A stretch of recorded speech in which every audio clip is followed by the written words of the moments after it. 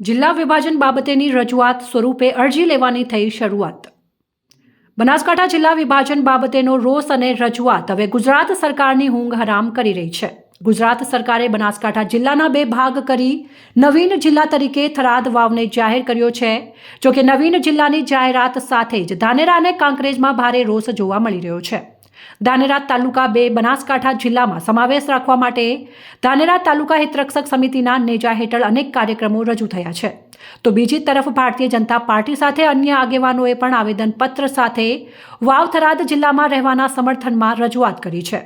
બે અલગ અલગ જૂથ તરફથી રજૂઆત થતાં કયા વ્યક્તિને કયા જિલ્લામાં રહેવું છે તેનો પુરાવાનો માંગવા માટે ધાનેરા પ્રાંત કચેરી ખાતે અરજી લેવાઈ રહી છે, જે અરજી આગામી 2 ફેબ્રુઆરી સુધી લેવાશે। ધાનેરા મામલતદાર કચેરી ખાતે એક વિભાગ ઊભો કરવામાં આવ્યો છે, જેમાં ધાનેરા તાલુકાની પ્રજા વ્યક્તિગત રીતે અને જૂથ સાથે અરજી કરવા માટે આવી રહ્યા છે।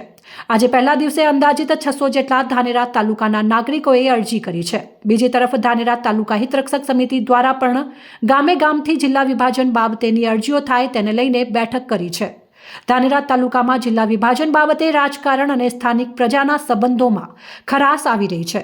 જો યોગ્ય રીતે આ મામલે નિર્ણય નહીં લેવાય તો ધાનેરા તાલુકા માટે નુકસાનકારક સાબિત થઈ શકે તેમ છે।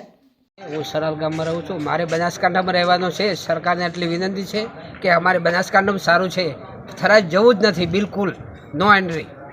ભાઈ પ્રજાપત વાલેર ગામ ધાનેરા તાલુકા અમારે બનાસકાંઠાની અંદર રહેવાનું છે। અમારે થરાદ જવું નથી, અમારે બનાસકાંઠામાં રહેવાનું છે, ધાનેરા તાલુકામાં રહેવાનું છે અને બનાસકાંઠાની અંદર રહેવું છે। હું 51 વર્ષ થયા છે, હજી મેં થરાદ જોયું જ નથી ને પાલનપુર તો અમારે 15 દિવસ 20 દિવસે જવું જ પડે છે ને અમારી સાથે પાલનપુર જો બનાસકાંઠા જોડાયેલું છે ને અમારે રહેવું બનાસકાંઠાની અંદર। રાજુભાઈ પુરોહિત, અમારે બનાસકાંઠામાં જ રહેવું છે, થરાદ જિલ્લામાં નથી જવું। એના માટે કલેક્ટરને જે આપણે અરજી દેવા આવ્યા હતા એ અમે 30 જણા અરજી દેવા આવેલા છીએ અને અમારે મતલબ બનાસકાંઠામાં જ રહેવું છે, થરાદ જિલ્લામાં જવાનું નથી। મારી આજે 45 વર્ષની ઉંમર છે, અત્યાર સુધી મેં હજી થરાદ જોયો પણ નથી, બરાબર। બીજી વાત એમ છે કે ધારો કે ભણવાની દૃષ્ટિએ હરેક દૃષ્ટિએ જોવા જઈએ તો અમારે પાલનપુરથી નાતો બધો જોડાયેલો છે, તો થરાદે એકદમ રોંગ આઉટસાઇડ પડે છે, બરાબર।